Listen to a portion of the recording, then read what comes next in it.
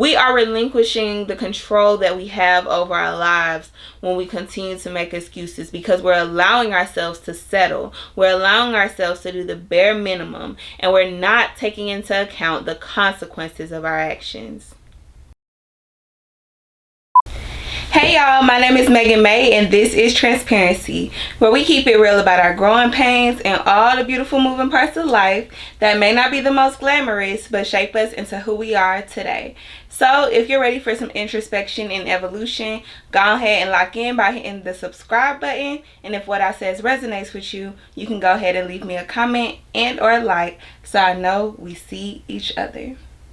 So today's topic is something that really resonates with me, and I feel like will resonate with a lot of you, because essentially every topic that we've discussed together so far boils down to this one thing.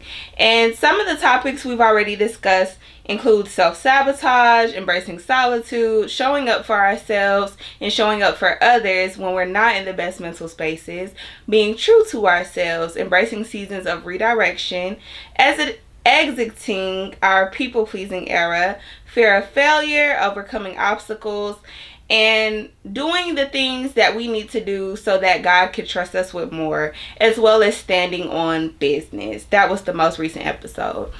And what I find that all of these topics have in common is that it's asking us to do one simple thing, and that is to build or strengthen our confidence. So that is what we'll be talking about today. So when I think about the topic of confidence, I think about the reasons behind why one would want to build more confidence. Like, what exactly does having more confidence or confidence in general do for us?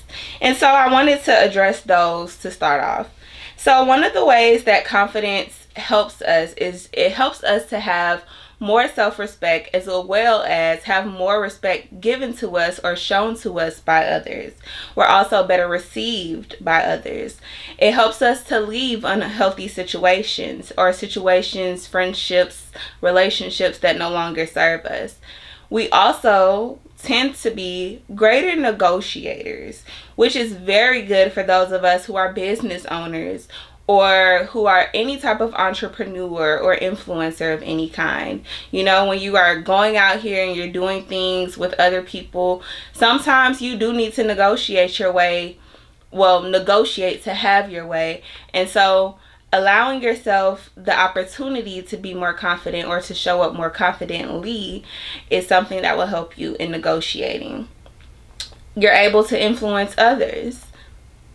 I mean, that goes without explaining. I feel like if you are not confident, no one is going to care about what you have to say. Nobody's going to care about the things that you do, because why would they? Why would they be so drawn into you, your life, what you do, the stories you may have to tell, if you don't even showcase yourself with confidence?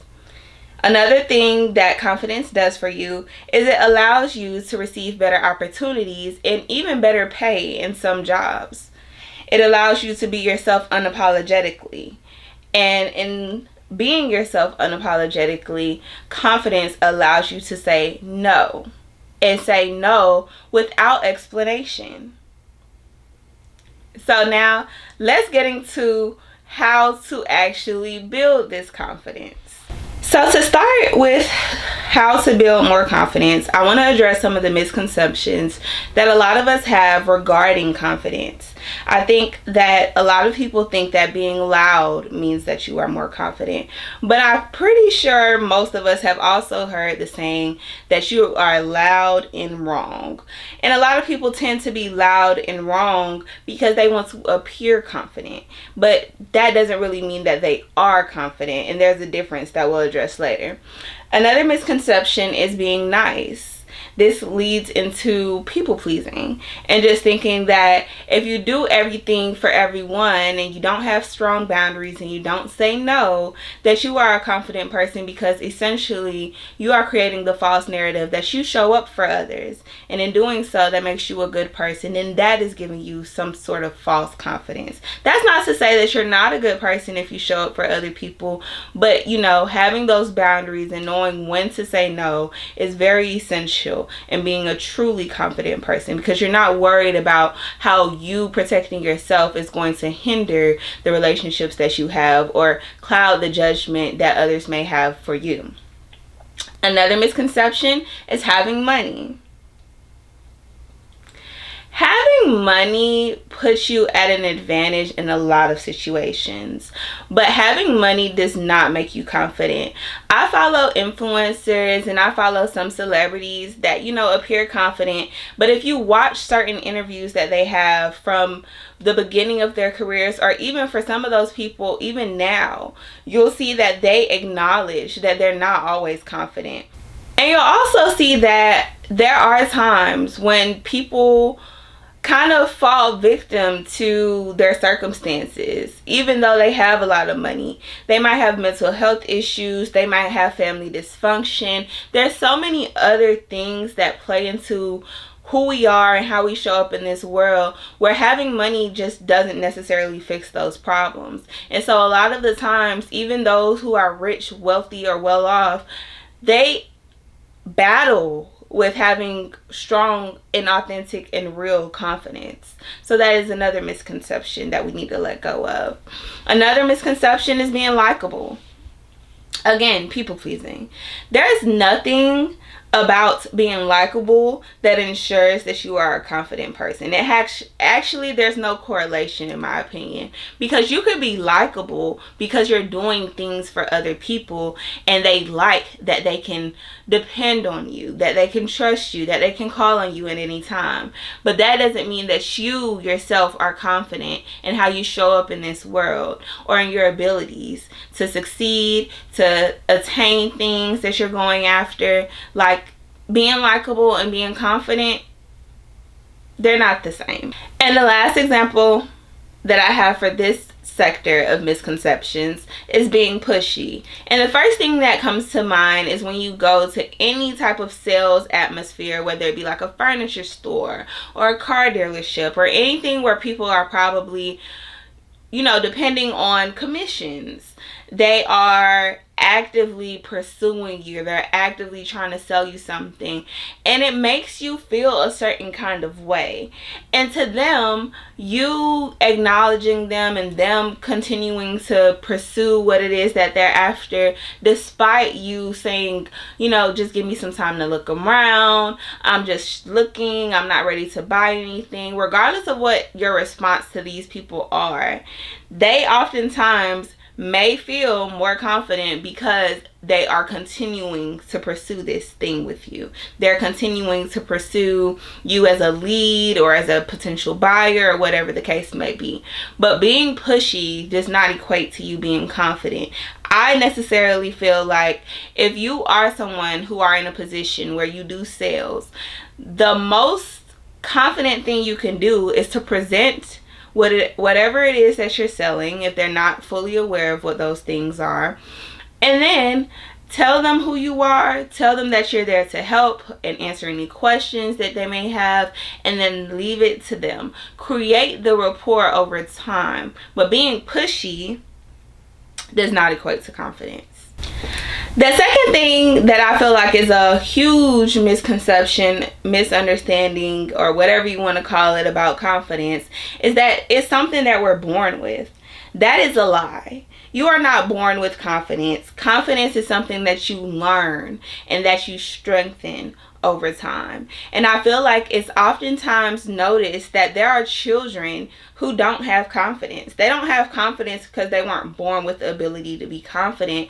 They don't have confidence because they are probably not encouraged to go after things that seem hard, that seem uncomfortable, or that their natural abilities don't really lead them to be successful in. But they need to be nurtured, just like we as adults need to nurture the things that we want to be successful in. We have to go after these things with confidence, regardless of what abilities we have and how good we might be at these things at this moment. But yes, that is the second big misconception. I know I just went through a list of things, but they were all kind of grouped into one type of sector. But the next sector, or the next portion that I want to discuss, is that confidence is not something that we're born with. It's something that we learn, and it's something that we strengthen over time. Another misconception that I want us to let go of when we think about confidence is that we have to be confident all the time about every aspect of our lives. That is so not true. And some of the things that I feel like we oftentimes struggle with showcasing confidence is when we allow our insecurities to get the best of us, when we allow imposter syndrome to cripple us, when we allow failure to get into our head and we feel like defeat is an indication that we are not good enough, when we have weight fluctuations in our weight loss journey. You guys know that this is something that's very personal to me because I feel like this is a journey that I've been on for quite some time now, and it is hard, as is anything else that you're pursuing that you've never done before. Sometimes we do luck up and we do things very naturally and things come to us very easily, but a lot of the times changes that we are making that we need to approach with confidence are harder than we might necessarily think. And the last thing that I think this applies to is failed relationships. You can have everything going right in your life, and a failed friendship or a failed romantic relationship of some sort could probably eat away at your confidence. You start to feel like you are the problem, even if you know that you were not the problem. You wanted things to work out so much so that you were compromising things about yourself. And even though you were compromising things about yourself, what you wanted to happen and what you wanted to work out still did not work out in your favor. And instead of seeing it as a blessing, you are allowing it to eat at your confidence, and that is not okay. But it's okay to acknowledge that you are probably not confident as a partner moving forward. That you probably have some work to do to address the insecurities, to address the doubt, to address anything that might have creeped up in your mind post the breakup or even before the breakup. You know, I just want us to acknowledge that we are multifaceted, and so it's okay for us to be succeeding in certain parts of our lives while feeling like we're failing in others. And in those areas where we feel like we're failing, it's okay for us to feel like we aren't necessarily confident in making those parts of our lives better. But that doesn't mean that's something we have to subscribe to. We aren't failures. We aren't defeated. Defeat comes and it goes. Yes, you might lose some things. You might lose some people. But that doesn't really take away from the type of person that you actually are. And so it shouldn't eat at your confidence. The next lie I want us to address is that being a hard self-critic is better than being self-compassionate. And this kind of just goes into what I was just talking about. You can be honest with yourself, and as brutally honest as you can take. But it's not fair to put all this pressure on yourself, to change yourself, to make yourself fit into a box or to fit some form of ideal that someone else may have created and think that, oh, if you do this, then you'll be better. Whatever better may look like for you. That's not fair to yourself. I feel like showing yourself compassion for the weaknesses that you have, for the things that you may not be necessarily good at, for the losses that you may have taken in the past, all of those things are shaping you. Whether you can see it now or you see it later down the line, all of those things are shaping you. And so it's only fair to be graceful with yourself.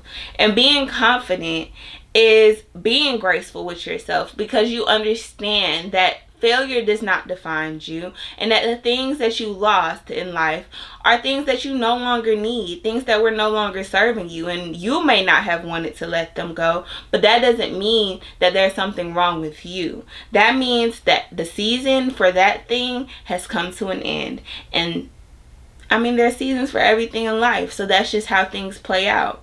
But don't allow your confidence to be shot because you are so hard on yourself, or you feel like everything that's wrong or everything that goes left or everything that you didn't necessarily want to happen in your life is a result of something that you lack, something that you did wrong. That's not always necessarily the case. And if you think that way, then it's going to be hard for you to have strong confidence within yourself. So now that we've addressed the misconceptions that are oftentimes associated with building confidence or strengthening the confidence that we may already currently have, I want us to talk about how do we start to build confidence, or how do we strengthen the confidence that we already have. And personally, I feel like the starting point is to have self-respect. Just talked about self-compassion, and it ties hand in hand with self-respect. Self-respect, your dignity, the discipline that you have, your integrity, the love that you show yourself, and the way that you value yourself are all very important when you are building or strengthening your confidence. And why is that? Well, it's because if you don't have these things, then you are not going to show up in your life the way that you need to show up in your life for the betterment of yourself. The way that you carry yourself will be compromised.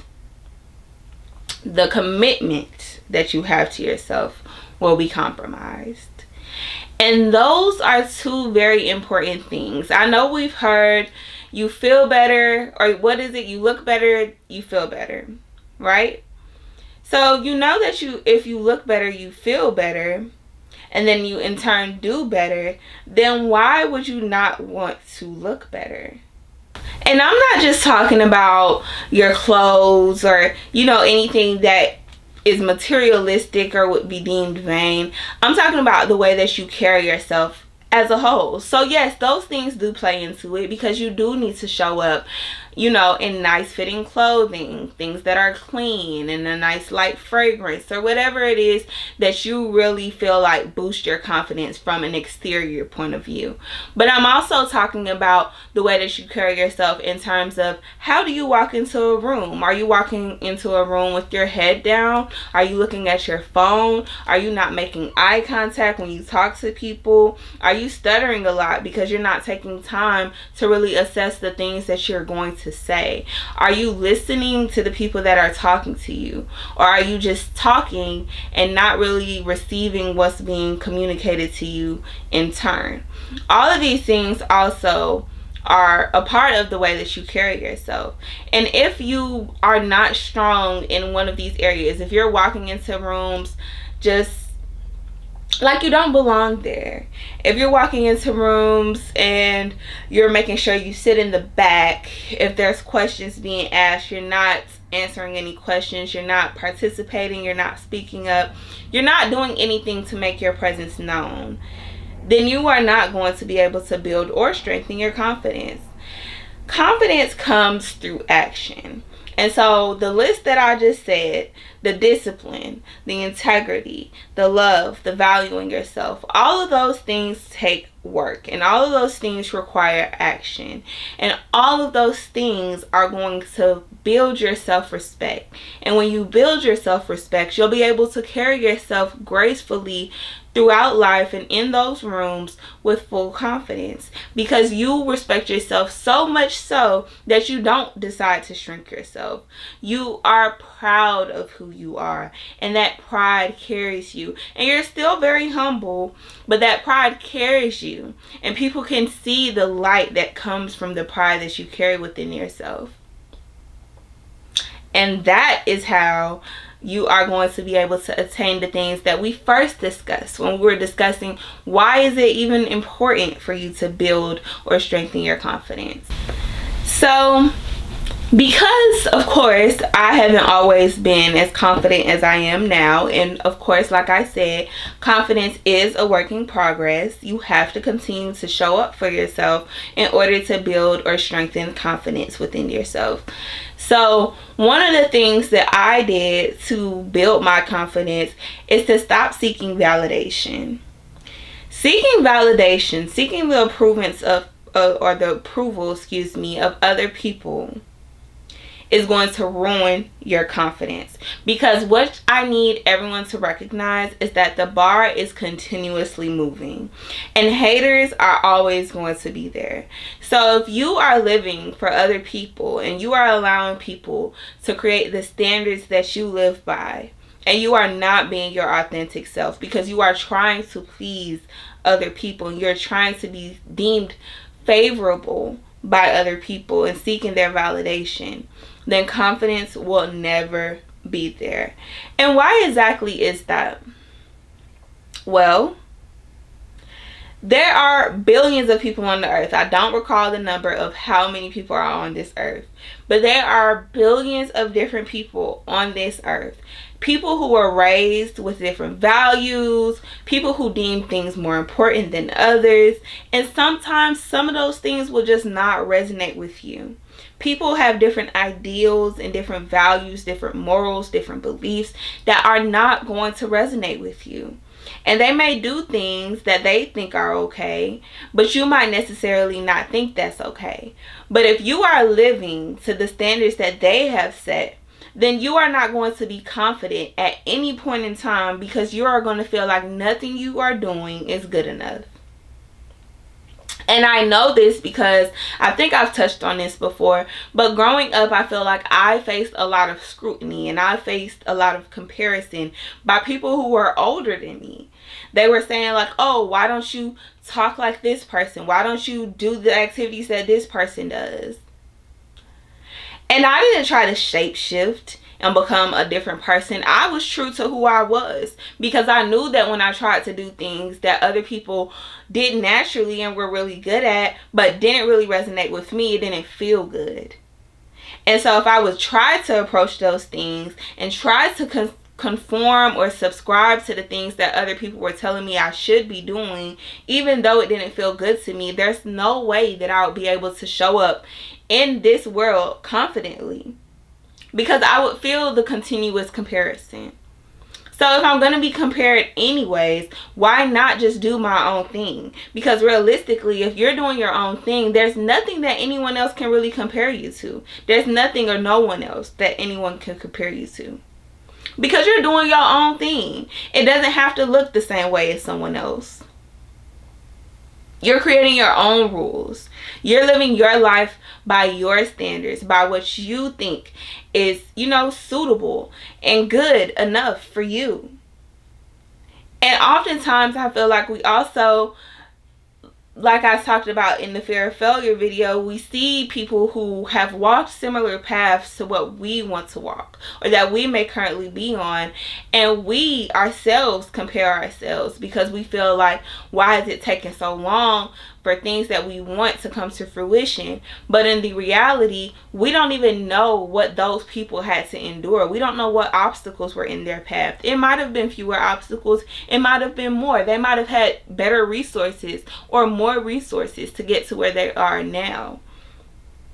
But if you're seeking the validation of other people and you're allowing comparison to cripple you, then there's no way that you're going to be confident. So we have to stop doing that. The next thing that we really have to stop doing, and we also need to remove those in our lives who often do this thing, is making excuses. We have to stop making excuses. And I know it's easier said than done, because sometimes we feel like our excuses are valid. And they may be.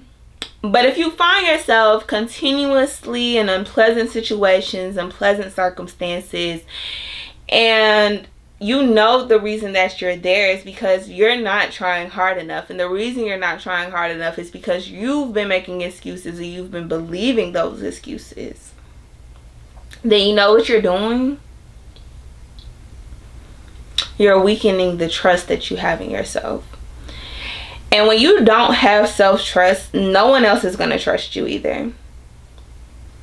Not that we're living for other people, but community is important. And you can't have a strong community if no one trusts you. You know why? Because if no one trusts you, then no one is going to respect you. And if no one respects you, then that means you'll never have control of your narrative. Because people can say whatever. People can do whatever, say whatever, and you'll have no control over it. Why? Because they don't care about how it's affecting you. They don't care about how it's affecting you because they don't respect you. And they don't respect you because they can't trust you. Just think about the people that you may have cut out of your life because they've betrayed you in some kind of way. Or they've appeared one way when you guys first got together, when you first became friends, when you first began working with them or for them. And then they showed that they were not the person that they presented themselves as. Whether you left and jumped ship immediately or you gave it some time to really see if that person really was the person that they now were showing you themselves to be, or they were the people that originally presented themselves, and perhaps like just one certain circumstance showed a side of them that you didn't necessarily like. Regardless of what exactly happened, the fact that you no longer were in that relationship because you felt like you couldn't trust them anymore, and you feeling like you couldn't trust them anymore weakened the amount of respect and the amount of love that you probably had for that person. It tells you everything you need to know about why trust is so important. Trust is important in any relationship. And because we're working on the relationship that we have with ourselves, self-trust should be at the top of our list in things that we value. But we cannot have self-trust if we continue to make excuses. We are relinquishing the control that we have over our lives when we continue to make excuses, because we're allowing ourselves to settle. We're allowing ourselves to do the bare minimum, and we're not taking into account the consequences of our actions. Some things are out of our control, but the things that are in our control that we don't try our best at, and we make excuses for our shortcomings, are eating away at the potential that we have to build our confidence. I hate to put it this way, but I think that when we subscribe to being people who just continue to make excuses for our actions and our shortcomings and our failures and all of the things, like, I'm not saying that things in life are perfect or we should expect things in life to be perfect, but if you know that you're giving your best foot or putting your best foot forward and giving your best effort, then you don't have to make excuses. But when you know that you are doing the bare minimum, when you are sleeping on yourself, when you are not living up to your potential, and you're making excuses as to why that is,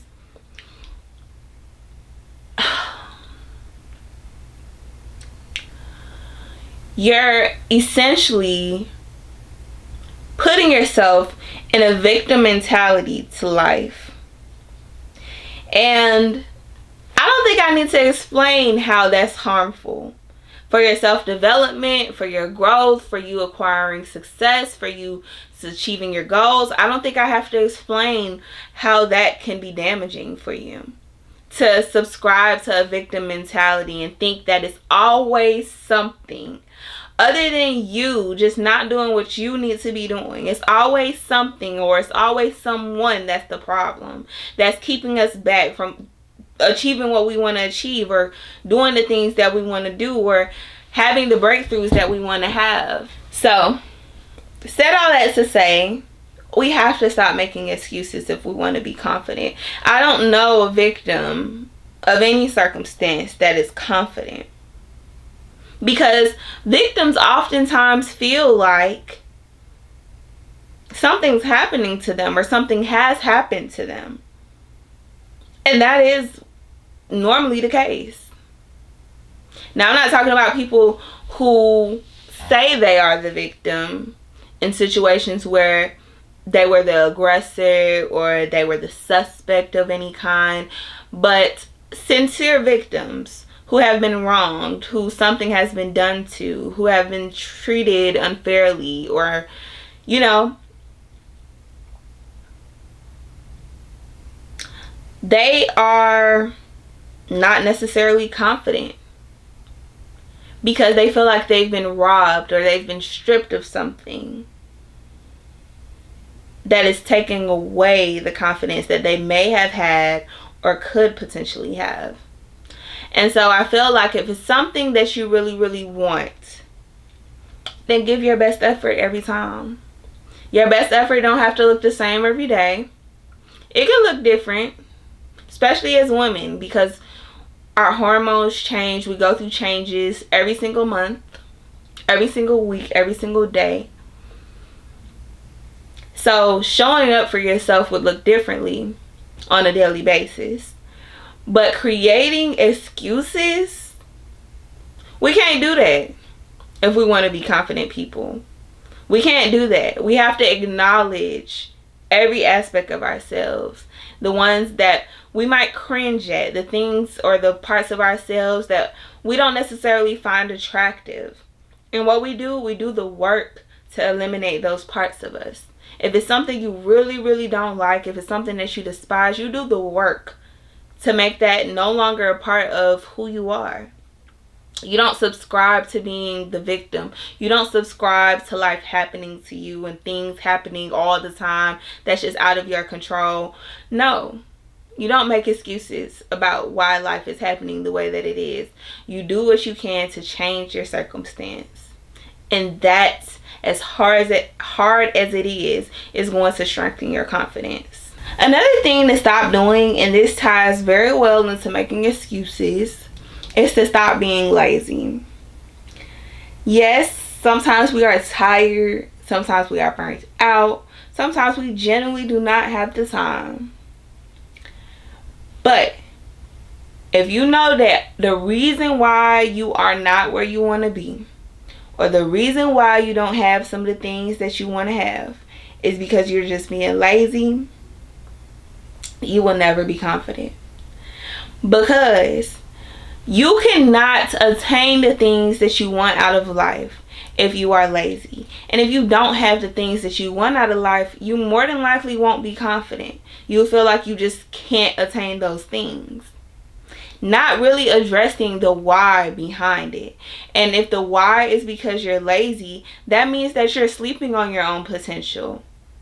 And if you're sleeping on your own potential, then you're more than likely not even attracting the right type of people around you, because nobody wants to be around people that are lazy. Nobody wants to be around people who obviously are self-sabotaging themselves, who obviously do not see their potential or care enough about their potential to do the things that they need to do to get to where they want to go. Nobody wants to be around somebody who does not value themselves. We talked about self-respect being the starting point of building confidence. And we talked about one of the ways of increasing your self-respect or showcasing your self-respect being the way that you value yourself. But if you don't value yourself, then no one else is going to value you. No one is going to want to have you around. And so if you feel that way, if you feel like you're in complete isolation, if you suffer from loneliness because you are being lazy and nobody wants to be around you, then you're just not going to be confident. So you have to stop being lazy. Honest truth. It might sound a little bit harsh, but you are not adding any value to your life when you are subscribing to lazy behavior day in and day out. Yes, get your rest. Yes, have your breaks. Yes, when you need to slow down, slow down. But when you know that you are not doing what you need to do because you just don't feel like it, not because you can't, not because you've given all that you have to give and you need time to recharge, but because you just don't feel like it, you're in your own way and you're not valuing yourself. You're not valuing your life. You're not valuing your time. And you're not respecting yourself. And if you're not adding any value to your own being, to your own world, your own reality, there's no way that you could possibly add value to anyone else's life. So why would they have you around? And again, without the community, how confident do you think you'll really be? People want to act and portray like, oh, I can do this on my own. I can do bad all by myself. I don't need nobody. I can get to the top by myself. And that's just not true. I've heard plenty of times, and you may have heard plenty of times, that a lot of the times getting where you want to go is not even often about your own ability, but about the people that you know, about your network, about your community. And so, if you are not adding value to anyone else's life because you do not add any value to your own life and you're just sitting here rotting away, taking up space, then you are not going to be confident because nobody wants to be around you. And that is going to eat at you. Regardless of how you want to kick it, you want to act like, oh, you just this badass that can do life alone. You can't be that confident if you're doing life alone. I would like to see somebody prove me wrong. But all the successful people that I follow, that I know the stories of, they didn't get there by themselves. It took community. And it takes confidence. So if you want to have confidence, you got to stop being lazy.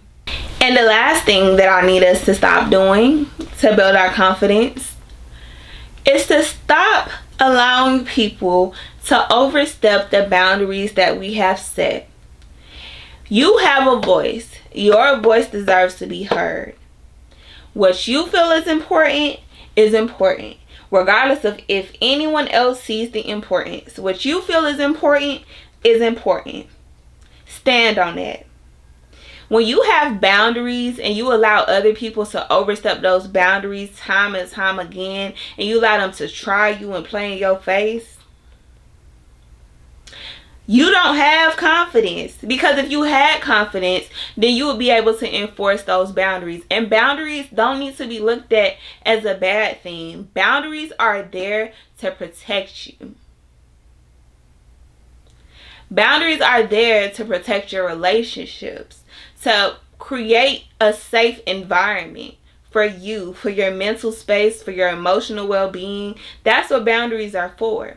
But if you are not someone who can enforce your boundaries with confidence, then you won't be a confident person. If you're scared to tell people, no, not right now, I don't want to, I don't like that, you are already not confident, and you're not going to build any confidence because you don't put this into practice. You don't put enforcing boundaries into practice. If people think that they can get whatever they want out of you, that you're scared to tell them no, that they can do whatever they want to do with you, that is a sign that you are not confident. And so we need to let go of allowing people to overstep our boundaries. We have to stop that if we're trying to build or strengthen our confidence. So now we've talked about why it's important to have confidence, the misconceptions about having confidence, as well as some of the things to let go of or stop doing to build and strengthen our confidence. So now I want to talk about some of the things we should start doing and start implementing to build and strengthen our confidence. And the first thing on my list is acknowledging our insecurities. I feel like acknowledging our insecurities is important because, I mean, when we know the things about ourselves that we don't necessarily like, we can actively work to change those things for the better. Whether it's actually changing the things or accepting those parts of ourselves because they're unchangeable or unfixable. But we have to acknowledge the insecurities. We have to address them and find out where they came from, why do we believe them to be true, and how can we move forward, either accepting them and embracing them or changing them for the better. And I feel like doing this eliminates our need or like subconscious desire to seek validation from other people, because we're no longer trying to conform to the ideals that others have set. We are acknowledging the parts of ourselves that we never really gave a chance to, that we kind of counted ourselves out because of. And now we can go ahead and move forward in life confidently because we now allow those insecurities to be seen as a strength versus a weakness. The next thing I have on the list is to increase our skill set. Increasing our skill set is important because I feel like when we feel prepared, we naturally just show up confidently. If you feel like you are not confident in areas pertaining to work, school, or even something that you're doing as like a side hustle or a passion project, and it's because you feel like you are unqualified or there's more people qualified than you, then just increase your skill set. There's no better way to increase your confidence than increasing the preparation that you've put into something that you're pursuing. You're not going to be perfect. We've already talked about abandoning the idea of perfectionism, but you can always get better at something. And I feel like when you increase your skill set, you are giving yourself the reassurance that even though something might be difficult, something might be challenging, uncomfortable, or unfamiliar, you can do those types of things. You can do anything that you put your mind to. And so that in itself, increasing your skill set, is building confidence. The next thing is practicing positive self-talk. I do this all the time. I think I am my biggest cheerleader. I do have a lot of cheerleaders in my life though, don't get me wrong.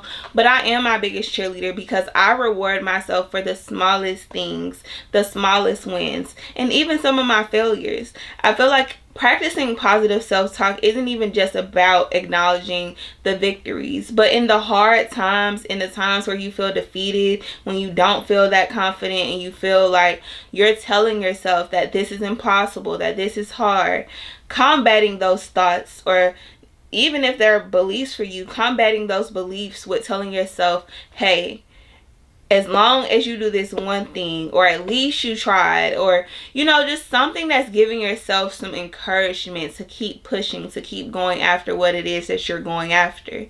Doing that changes your mindset tremendously, and everything starts in the mind. So if you can change the way that you're talking to yourself, you can change your reality easily, because changing your mindset just changes your behavior, and changing your behavior changes your life. So if you want to show up more confidently in life, talk to yourself a little bit better. Tell yourself that you are good enough. Tell yourself that you can do hard things. Practice doing affirmations. Tell yourself that you are beautiful. Tell yourself whatever it is that you feel like you need to hear. And it's not good enough to just tell yourself these things. You do have to believe it. So you have to practice eliminating the things that are telling you otherwise. So if you feel like you're not beautiful because you, let's say, have bad skin, for example, you feel like your skin is acne prone and that makes you not beautiful, then cool. What can you do to address this issue? What can you do to boost your confidence in this area? Well, you can see an esthetician, and that esthetician can give you a plan that you can go ahead and implement into a skincare routine. And you can start doing that skincare routine every morning and night, or however often you need to do it. And as you're doing it, you're telling yourself it's going to get better. And as you see stuff start to get better, as you see things start to clear up for you, you tell yourself, see, all you had to do was X, Y, and Z. It's getting better already. And just continue to give yourself that push, that encouragement, that positive self-talk, that nurture, so that you'll feel like you need to keep going and that you won't give up. Even if you come to a plateau and you feel like, oh my gosh, this is not working anymore, you're doing what is necessary to get around the barriers and overcome the obstacles that's in your path towards the breakthrough that you're desiring. And I use that example, but you can apply that to anything that you feel like you aren't necessarily confident at accomplishing. I love this one. But the next thing is doing the things that scare you. Ultimately, this is where confidence is born. Because if you're doing things that you're good at all the time, we talked about this in Fear of Failure, and I keep referencing that video because I feel like the antidote to overcoming fear of failure is to work on building your confidence. And you build your confidence by doing things that scare you, by doing things that are hard, that seem unachievable or unattainable. You go after those things anyways. That is how you build confidence. And why is that? Because think about it. If you're doing things that you're comfortable with doing, that you've had countless victories in, you're really not doing anything but stroking your ego. You already knew that you could do that. And you probably approached it confidently because you knew that you could do it. But when you do something hard or challenging that you feel like could be a defeat, and then you have that small win, even if it's something like you taking an exam to have access to something else, like a better job opportunity or a certification, for example, you doing something like that and probably getting like half the answers right as opposed to a passing score, the idea that you went after something that's unfamiliar to you and did that well, even if it's not well enough to pass, you did something out of your comfort zone. And now you know that you can do hard things. Yes, you failed, but you only failed by a 50%. So if you go over the material again, you're likely to make a higher score. And that's why you just can't give up on yourself. You have to fully believe in yourself and fully believe that you are able to do hard things, regardless of how scary they may seem, regardless of the space that it may be and how many people are in that space. Just doing it anyways. That is how you build confidence. You have to take the actions that are necessary to eliminate the obstacles and the barriers and do it anyway. I feel like this also plays into imposter syndrome, because imposter syndrome, as far as I comprehend it, is when you feel like you are in a space that you just don't necessarily fit into, that you don't necessarily belong in, that you're not necessarily qualified to be in. And a lot of the times, I feel like we face imposter syndrome when we are qualified to be in those spaces. They are unfamiliar to us, and there might be people who are more competent or more successful in that space, but that doesn't mean that we don't belong. You wouldn't be there if you didn't belong. Let's start there. You wouldn't be there if you didn't belong. And so it's important for you to acknowledge, like, yes, something is scary, but that doesn't mean it's impossible. And once you go after that thing, like I said, practice positive self-talk, count every single win, no matter how small it may seem, and that is going to build your confidence. Over time, you will build your confidence, or you would strengthen your confidence to something that you probably never even imagined you could have. And lastly, I want to say to start practicing the idea of celebrating the failures and the victories in the same way. Failures should be looked at as redirection. We want to fail because failure is going to signal to us what it is that we need to change, what it is that we need to try differently. And so, if we embrace our failures the same way that we embrace our victories, then we're going to be confident, because we're going to acknowledge that there's nothing that we cannot do. There's nothing that we cannot do. And having that mentality in itself is confidence. And lastly, I feel like something that we need to implement or make sure that we're keeping at high regard is having people around us who are confident, who are honest, loving, and supportive. Because having the right kind of people around you is going to help to shape you. Regardless of if you notice it to be that way or not, your environment shapes you in more ways than you probably realize. And oftentimes, having people who are honest, who are loving, who are caring, who are nurturing, and who are confident will literally force you to show up in those same ways. So reevaluate your environment. Like we talked about last week, take audit of the things and the people that you have so near to you. And make sure that those people align with the version of yourself that you want to be, the highest version of yourself that you can see yourself as. And that's someone who's confident, who's brilliant, who's able to attain whatever it is that they imagine. And so, my closing statement is the only way to build confidence is for you to just do the thing anyways. It's built and strengthened over time, and there's no one way that confidence necessarily looks. It's really just about the person. It's about who you are. It's about what you're going after. But as long as you're doing the things to eliminate the obstacles that's in your path. So if it's fear, doing whatever it is that you need to do to overcome that fear, which honestly, it never really takes too much thinking. It's all about just doing the thing anyways. Yes, it's scary. Yes, it's hard. Yes, it's uncomfortable. Yes, you might cry. Yes, you might scream. Yes, you might doubt yourself. But the truth to becoming confident, to building confidence, is to just do whatever it is that you're afraid of anyways. Take a deep breath, count down, scribble, scrabble, talk to whoever you might need to talk to. But none of that matters if you still don't take action. You have to do whatever it is that you're scared of. You have to overcome whatever fears, whatever negative self-talk you have, whatever disbeliefs, and do the thing anyways. That's how you build confidence. And that is how you show yourself that you really do respect yourself, that you really do love yourself. By being honest about the things that you are afraid of, by being honest about the things that you're insecure about, and loving yourself despite and in spite of those things. Valuing yourself so much so that you don't allow your fear to cripple you into a life that you don't love. And the only way that you can live a life that you love is by truly being confident. So, thank you for tuning in. I hope that this episode resonates with you. And if you have anything to add to the conversation, feel free to drop whatever that is down below in the comments.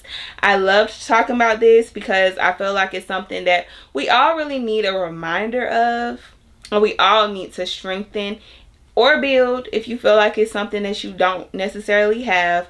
But yes, I send you off with love, and yeah, toodles.